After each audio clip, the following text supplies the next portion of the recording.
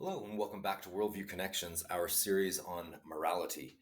Within the philosophy of religion, so a lot of this is going into the religious ideas that play into our social idea concepts and the ideologies that make our understanding of what morality is. We finished the last video talking about this point that Dr. Peterson argues that if there's no God, if so, in other words, if you have atheism, then everything is permitted. You don't really have a true sense of morality, and he argued that for years, still does really. Became a lot more nuanced and articulate with it with Sam Harris and his discussions, their discussions on those videos that they have together. That a lot of people felt like they just gridlocked on a lot of insignificant points at first initially, but they really got going. But what do you think? Let us know what you think in a comment below. Is Christianity the ultimate morality? Sam Harris's arguments against organized religion and many other people as well, but especially his rage against Catholicism and a justified, I think, criticism of the sex abuse cases in so many of the churches in the Catholic Church, but also in other Christian denominations. Some of these even Protestant groups that their ministers were abusing children at Christian camps and the summer camps and different youth groups. So these are predators, wolves in sheep clothing, if you will, saying, "Oh, we're moral, we're Christians," but they're abusing people and doing immoral things just like anybody would. As Dr. Peterson said, if there's no morality, then anything goes. But it seems like they're justifying these things by God claims, religious claims, faith claims. But getting into a different point here, the next point I have here about Christianity is billions of people in the world are Christians. They call themselves Christians, but there's so many versions and interpretations of Christianity and even what Jesus meant in his teachings. How are we to know which form of Christianity is the correct or true system of theology, which will provide us the ultimate morality? They're very different. If you look into the different churches with and denominations and groups within Christianity, from the very liberal to the more conservative versions of Jesus's life and teachings and how they apply that to their morality, they're very different.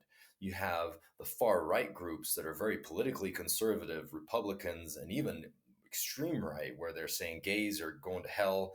And so this morality ultimately comes with, there's a carrot on the stick. You go to heaven if you're good, or you're going to be punished eternally. We'll talk more about that later. But what do you think about that as well?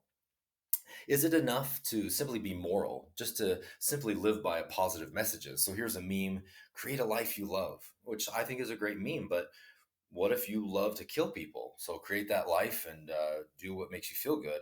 Again, those are rare people. And I think that's a psychological disorder in some people, the sociopath, schizophrenic cases.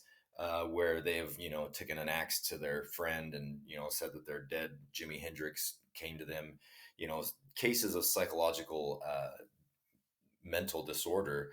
But most people can take this and say, yeah, I want to create a good life, and kind of take the intention to apply to many things. Here's another good one from Joseph Campbell, a person I have huge respect for. His book, The Hero with a Thousand Faces, I recommend reading a lot of his stuff if you haven't already. But he has a saying that says, follow your bliss, and the universe will open doors where there were only walls. But many take that, just the first three letters, follow your bliss, and go with that. Is it enough to have a good morality, though? Is that good morality to simply just follow what really is your voice? And Joseph Campbell even defends this, saying it's not just, go and be this, don't care about the future and just reckless life. Your bliss is your voice, your purpose in life, and it takes a lot of work to do that. And you have to appreciate his work and study what he means by that, not just to have a crude, stereotypic oversimplification of what he's saying. But is that good morality? I'll finish the slide on this. The next two slides, though, is this just the meme generation? We have these. Is this just relative morality? Is there an absolute morality here? It's not really saying specifically what you need to do.